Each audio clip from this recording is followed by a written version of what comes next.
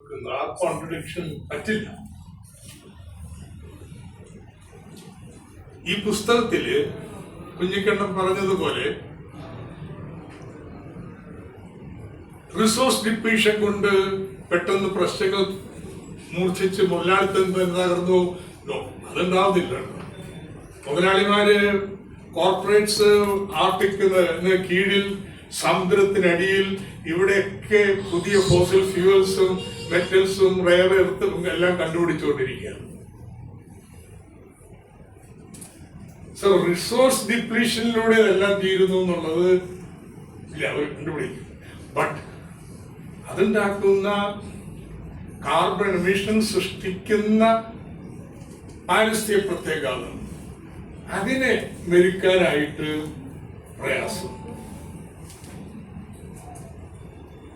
Fusion നമ്മുടെ മറ്റേ മലയാളം പുസ്തകത്തേക്കാൾ വളരെ കൂടുതൽ എന്തുകൊണ്ട് ഫ്യൂഷൻ ടെക്നോളജി പ്രായോഗികമാവില്ല എന്നത് വിശദീകരിക്കാൻ വേണ്ടി ഒത്തിരി സ്ഥലം പെടുന്നു.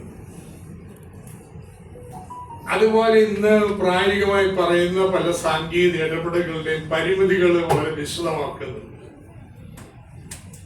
ഇതൊരു പോളി ക്രൈസിസ് ആണ്. എന്താ പോളി ക്രൈസിസ് വെച്ചാൽ ഒരു തലത്തിലല്ല, എല്ലാ തലത്തിലും ക്രൈസിസ് വരുന്നുണ്ട്.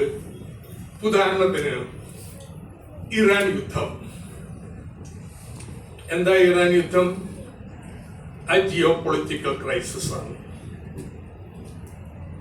ഇറാനെ തകർത്ത് എണ്ണ ഉറപ്പിക്കുക, ഇസ്രായേലിന്റെ മേധാവിത്വം കൊണ്ടുവരാം, ആ ജിയോ പൊളിറ്റിക്കൽ ക്രൈസിസ് ആണ്.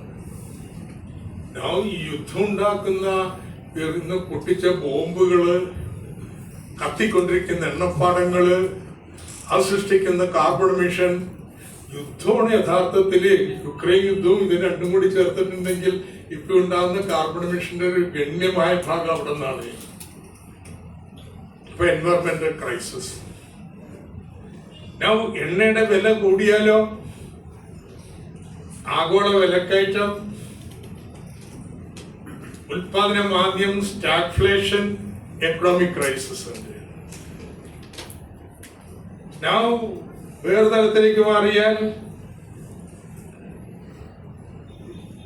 എണ്ണ വില കൂടുന്നതിന്റെ ഫലമായിട്ട് വളത്തിന്റെ വില വർദ്ധിക്കുന്നു. വളത്തിന്റെ വില വർദ്ധിക്കുന്നതിന്റെ ഫലമായിട്ട് ഭക്ഷ്യ ഉൽപാദനം കുറയുന്നു. ഭക്ഷ്യ ഉൽപാദനം കുറയുന്നത് 4.5 കോടി ആളുകളെ പട്ടിണിയിലാക്കുമെന്നാണ് UN പറയുന്നത്. It's a food crisis.